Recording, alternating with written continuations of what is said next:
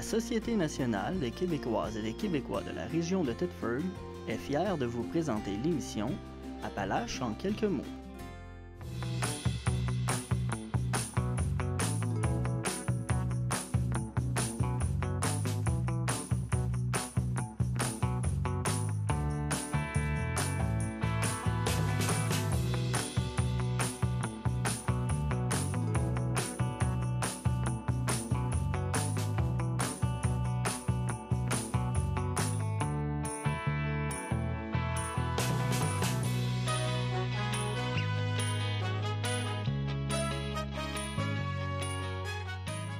Madame, Monsieur, bienvenue à votre émission d'information habituelle Appalaches en quelques mots.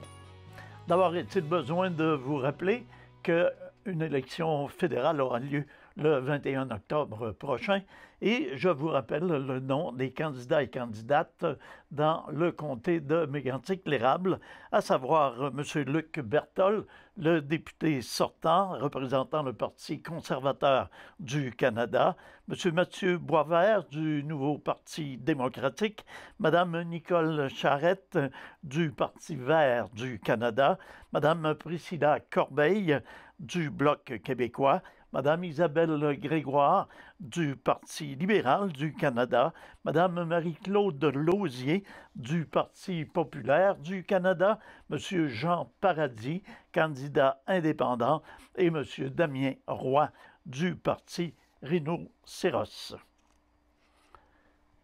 Le comité de spectacle de Thetford Mines, connu sous le nom de Spectar, a tenu récemment une conférence d'information afin d'annoncer des travaux d'amélioration majeure de la salle Dussault qui se dérouleront au cours des prochains mois. Présente sur place la députée de Lotbinière-Frontenac, Mme Isabelle Lecourt, nous parle de sa satisfaction. Aujourd'hui, nous veillons à préserver un espace culturel clé pour la ville de Thetford et de la région. Le ministère de la Culture et des Communications accompagne depuis quelques mois le comité des spectacles de Thetford, Spectar, dans l'accomplissement de ce projet. Au nom de ma collègue Nathalie Roy, ministre de la Culture et des Communications, je suis très fière d'annoncer qu'une somme de 480 060 est accordée pour l'acquisition d'équipements spécialisés et la mise à niveau de la salle Dussault. Je suis heureuse pour les gens de ma circonscription de voir ce projet se concrétiser et de leur offrir un espace culturel de grande qualité qui répond aux plus hauts standards de diffusion. La salle joue un rôle clé dans le dynamisme culturel et économique de la ville de Thetford et de la région. J'en profite pour reconnaître le rôle du comité de spectacle de Thetford Spectar dans la diffusion des arts de la scène et la venue d'artistes de renom dans la région. La mise à niveau de la salle Dussault permet à Spectar de mieux poursuivre sa mission de développement culturel et artistique. La culture demeure une source de fierté et d'appartenance pour tous les Québécois. Je suis très heureuse de faire cette annonce aujourd'hui. La présidente de Spectar, Mme Suzanne Lacombe, nous fait un bref historique du projet. C'est avec beaucoup de fébrilité et de fierté que je m'adresse à vous ce matin.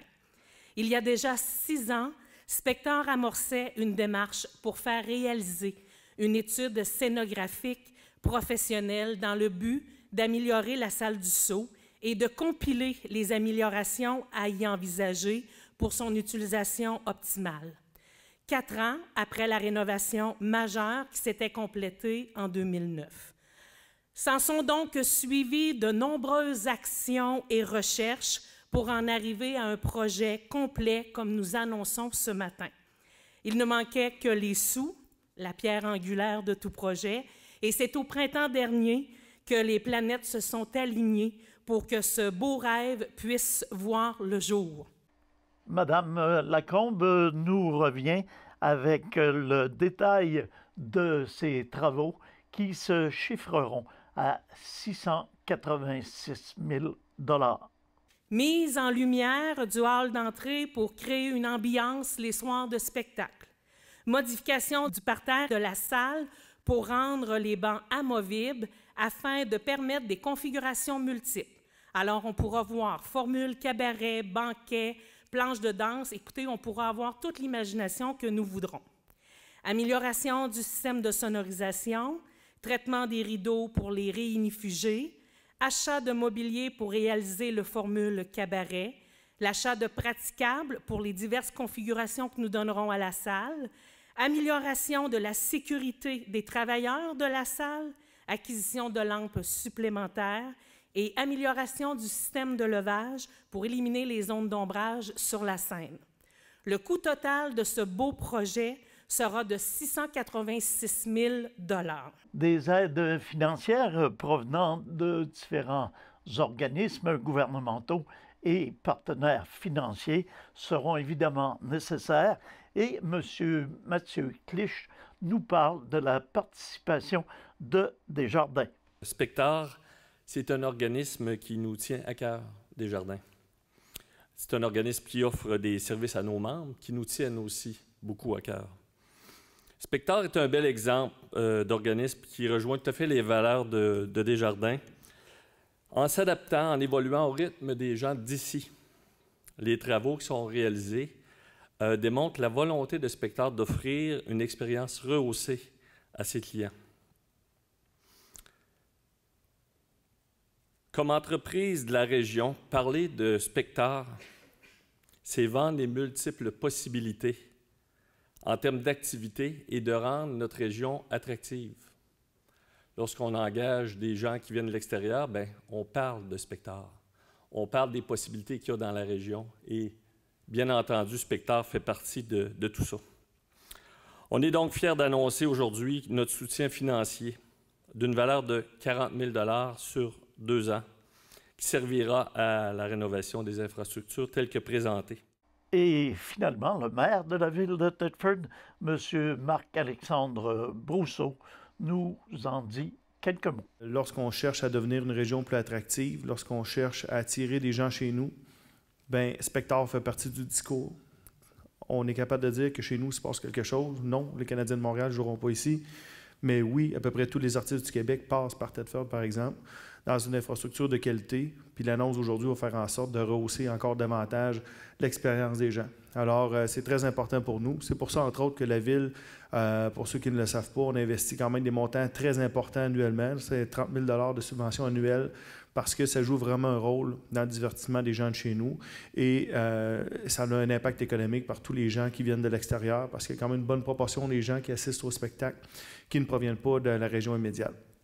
Alors, si ça fonctionne bien comme ça, c'est parce qu'il y a du bon travail qui se fait. Alors, félicitations aux gens de Spectar, tant aux gens de l'administration qu'aux gens du conseil d'administration pour les bonnes décisions qui se prennent, pour la bonne programmation qui se met en place. Alors, c'est pour ça qu'il y a des beaux résultats, puis que les gens embarquent, puis que c'est plus facile de convaincre les gens de nous aider dans ce temps-là quand ça se passe bien. Alors, bravo, c'est un très beau projet. Puisqu'il est question de travaux d'amélioration, passons de la salle de spectacle à la montagne.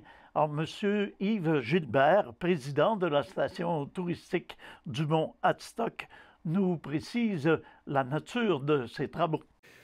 Comme vous le savez, la saison de ski 2018-2019 a été couronnée de succès. Une hausse marquée de plus de 28 % de notre achalandage nous porte à croire que l'avenir est prometteur pour notre station touristique. Ce qui tombe très bien, puisque nous avions déjà mis en branle un projet de modernisation de notre montagne afin de doter celle-ci de nouvelles pistes familiales, d'améliorer d'autres et de mettre à jour notre système d'enneigement. Ainsi, depuis le début de l'été, nous avons entrepris divers travaux de modernisation. Nous désirons aujourd'hui parler de l'état d'avancement de ces travaux. Le directeur général de la station nous a ensuite donné un aperçu des travaux réalisés tout au cours de l'été. En parlant de ces travaux-là, depuis le 22 juillet, on a fait des travaux à la montagne. Le but, c'était vraiment de créer de nouvelles pistes familiales et pour les aînés d'ici. Utiliser, en fait, nos terrains qu'on avait pour développer d'autres pistes et améliorer les fonds de pistes, puis aussi améliorer notre système d'enneigement. Ce qu'il faut se le dire, l'enneigement, c'est une priorité pour la montagne. C'est qu'est-ce qui est quand même coûteux. Le but, c'est de diminuer ce coût, mais d'offrir la plus belle neige. Fait que c'est ce qu'on a fait. Fait que je fais un petit briefing. Au total, on a fait 4 nouvelles pistes en passant par la contour. La contour, c'était une piste qui n'était pas enneigée. Elle est maintenant enneigée. Donc, plus de 2 semaines et demie de dynamitage a été fait dans cette piste. Et en fait, pour ceux qui connaissent la montagne, elle se termine maintenant vers l'ancien snowpark. Donc, c'est le versant est qui n'était pas utilisé dans les dernières années, en fait, depuis 7 ans, puisque le T-bar n'était plus en fonction. Maintenant, avec la nouvelle traverse qui joint cette piste-là, on utilise 3 nouvelles pistes, soit l'ancien T-bar, l'ancien snowpark et la détente. Donc, on peut dire que l'école de glisse, qui est en grandissant depuis les dernières années, bien, ils vont avoir leur terrain de jeu pour eux autres. Donc, ça va désengorger la coulée, qu'est-ce qui est une priorité aussi, parce que la coulée était une piste qui était débutante. Donc là, on va devenir avec 4 pistes débutantes. Donc, ça va vraiment faire le plaisir de plusieurs. Parce qu'il faut se le dire, notre force est aussi notre faiblesse. On est une montagne qui est très abrupte. Donc, le but, c'était de créer de nouvelles pistes familiales et pour les aînés d'ici, pour, en fait, pour aider à tout le monde puis satisfaire notre clientèle au maximum. Par la suite, bien, dans la géante, la FIS, la coulée et la bossue, on a eu des dynamitages aussi. Comme je vous l'ai dit au début, le but, c'est de diminuer les bosses pour remplir nos trous. Donc, avoir une meilleure qualité de travail aussi pour les employés, c'est de faire le moins de neige possible. Fait que si vous avez la chance d'aller à la montagne, allez voir ces endroits-là. Avant, c'était vraiment comme ça. Là, maintenant, on est rendu pas mal à plat. Donc, ça va être beaucoup plus facilitant pour plusieurs. La bossue, bien, c'est une de nos pistes préférées de plusieurs. On l'a élargie de 25 mètres pour faire place à une piste de compétition. Donc, on sait, l'équipe de compétition, depuis les dernières années, est très grandissante et rafle des prix dans les diverses compétitions autour de la province de Québec. Bien, nous, on a vu le potentiel de créer une opportunité pour notre équipe de compétition, mais aussi pour les autres équipes des autres stations. Fait qu'on peut louer les plateaux d'entraînement pour plusieurs. Donc, c'est une nouvelle rentabilité d'argent. Et pour notre équipe de compétition, c'est en fait des aider au maximum. Parce qu'il faut se le dire, si la piste est maintenant rendue, comment je pourrais dire ça, c'est une catégorie FIS. Donc, elle rentre dans les normes FIS. Donc, on peut accueillir des compétitions provinciales à partir de maintenant. Dans cette bossue, bien, il va y avoir 3 nouvelles tourelles, donc de ventilateurs sur tour. Les tours sont 20 pieds de haut, les ventilateurs sont en haut. On le sait, pour la plupart, vous connaissez aussi la bossue, elle est très difficile d'enneiger. Donc, pour nos enneigeurs, c'était une priorité, soit sécuritairement et aussi pour augmenter la neige, d'avoir des endroits précis pour bien faire la neige. Fait qu'il va y avoir 3 nouvelles ventilateurs sur tour et une en haut de la géante. Fait que ça, c'est une autre nouveauté. En parlant d'enneigement, je n'ai pas parlé de la contour. Elle va être en perche. Donc, c'est un nouveau type d'enneigement qu'on va faire cette année. C'est 18 perches qui vont être dans la contour. Fait que ceux qui savent un peu comment ça fonctionne, les perches, c'est système air et eau. Donc, ça ne prend pas d'électricité. L'air et eau passe, on rouvre les valves, les 18 perches en même temps enneigent la neige. Donc, enneige la piste, je veux dire. Fait que c'est vraiment... on pense que ça va prendre peut-être 5 à 6 fois moins de temps d'enneiger la piste que ça se faisait autrement. Autre chose qu'on a développé, c'est 4,2 km de sentiers pédestres et de montée en peau de phoque. Donc, c'est une nouveauté qui va être pour cet hiver. Donc, présentement, l'appel est dans la montagne pour faire les travaux. C'est une demande qu'on avait de plusieurs d'avoir une montée en peau de phoque parce que c'est vraiment rendu une mode. Le monde, au lieu de prendre le télésiège, monter en haut et descendre. Ils préfèrent monter comme en ski de fond en haut de la montagne, ça s'appelle des pots de phoque, et redescendre dans les pistes. Donc, c'est un coût moins payant que le télésiège, mais c'est tout aussi plaisant parce qu'ils font 2-3 fois la loupe, puis après ça, la journée est faite. Ils rentrent au 4 à 7, puis bingo. Fait qu'au total, cet été, c'est 1,3 million qui a été dépensé pour la phase numéro 1. La phase numéro 2 va se faire à l'été 2020. Donc, il y a encore des beaux projets qui s'en viennent. Donc, c'est vraiment pour le projet d'enneigement. On prévoit faire d'autres travaux l'année prochaine. De nombreux partenaires financiers ont été appelés à contribuer à ces travaux d'une valeur de 1 300 000 $. Alors, une première phase dont M. Richard Moreau de Tourisme Chaudière-Appalaches qui a annoncé une participation de 20 000 $. M. Mathieu Clich de Desjardins, qui a annoncé une participation de 200 000 $ provenant du fonds de 100 millions de M. Guy Cormier, également de la Fondation Donat Grenier, 100 000 $, pour un total amassé jusqu'à maintenant de 705 000 $. À noter que les dirigeants de la station touristique ont signalé que la station touristique Hadstock veut devenir une station 4 saisons. Demeurons toujours dans l'ordre des travaux de rénovation, alors que Tourisme Région de Thetford procédera au cours des prochaines semaines à d'importants travaux de rénovation de son bâtiment administratif et d'accueil touristique situé au 2600 boulevard Frontenac-Ouest. Des investissements de près de 390 000 $ sont prévus. Pour une question de sécurité, Tourisme Région de Thetford annonce donc que ces bureaux seront complètement fermés à la population à compter du 7 octobre, et ce jusqu'à la fin de novembre. Il sera toutefois possible de rejoindre les professionnels de Tourisme Région Thetford par téléphone au numéro 418 423 33 33 ou sans frais au numéro 1-877-335-7141 ou par courriel à info@tourismeregionthetford.com. Les travaux visent le réaménagement complet de l'entrée principale qui sera relocalisée sous un pavillon du côté est de la bâtisse. À l'intérieur, l'ensemble du premier étage sera réaménagé. Le bureau d'information touristique sera relocalisé dans la salle des jardins.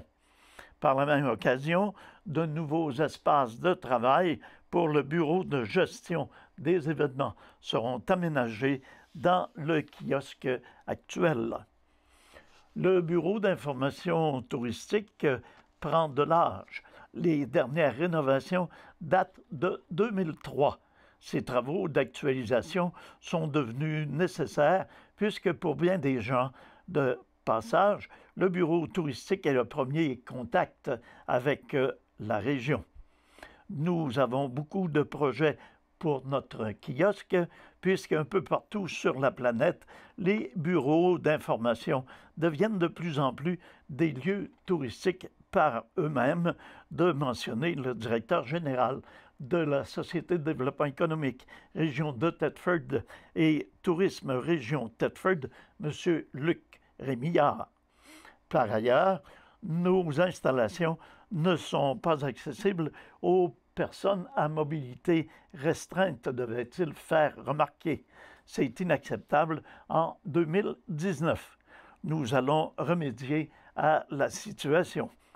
Nous serons officiellement accrédités par Kéroul, ce qui est une bonne chose quand on sait que les personnes ayant des incapacités constituent 33 % de la population québécoise de 15 ans et plus et représentent plus d'1 milliard de dollars en termes de revenus touristiques, d'ajouter M. Rémillard. Le bureau d'information touristique actuel, situé sur le boulevard Smith, date de 1993. En 2003, un agrandissement du kiosque a permis aux employés voués à la promotion et au développement du tourisme sur le territoire de faire de ce poste d'accueil leur bureau permanent. Les derniers travaux de la structure datent donc de cette époque où l'on avait agrandi un simple kiosque d'accueil saisonnier en un édifice administratif permanent, doublé d'un comptoir d'information meublé grâce aux dons de présentoirs de l'Association touristique régionale. Les membres de l'Union des municipalités du Québec ont adopté récemment, dans une proportion de 95 %, un nouveau pacte fiscal de 5 ans. Cette entente prévoit une augmentation des transferts annuels de 1,43 milliard de dollars en provenance du gouvernement du Québec relativement aux 848 millions reçus actuellement.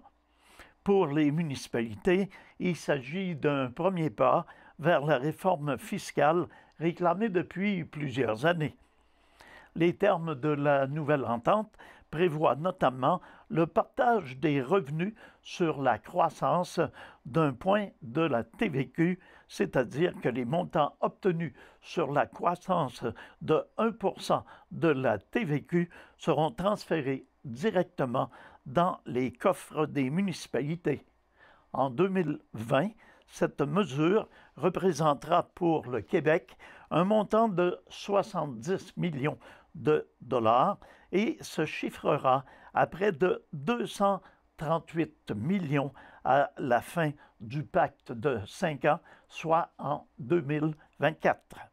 Pour la ville de Thetford, le montant associé à cette décision représente plus de 2,2 millions pour 5 ans.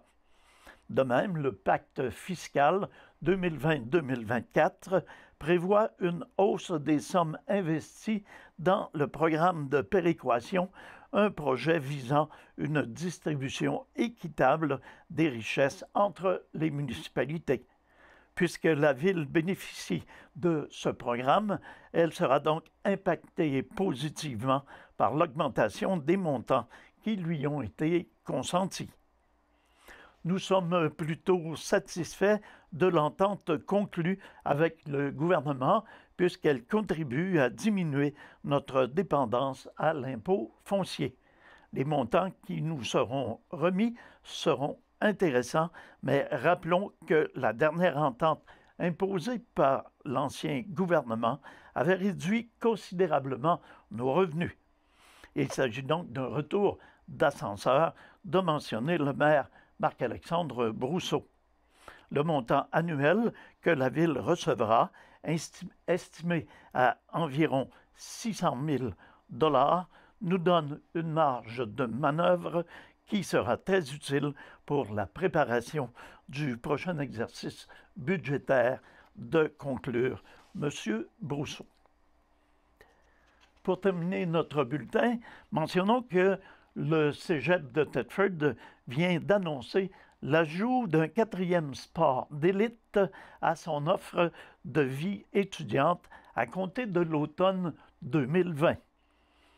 Après le football, le hockey et le basketball de compétition, le Cégep se lance dans la pratique encadrée du sport électronique, davantage connu sous l'appellation e-sport. Dès la prochaine rentrée scolaire, les étudiants adeptes de jeux électroniques auront la chance de faire partie de l'une des 2 équipes d'e-sport, ou si vous préférez, de sport. L'une évoluera au Cégep de Thetford et l'autre à son campus de Lotbinière. Ces dernières seront sous la supervision du Thetfordois Stéphane Couture, reconnu pour son implication importante dans le monde du sport électronique. M. Couture agira à titre de coordonnateur du programme. Alors voilà, c'est ce qui met un terme à nos informations pour cette semaine. Je vous invite à être des nôtres la semaine prochaine pour un bulletin semblable. À tous et à toutes, une excellente semaine. Demeurez à l'écoute, notre programmation se poursuit.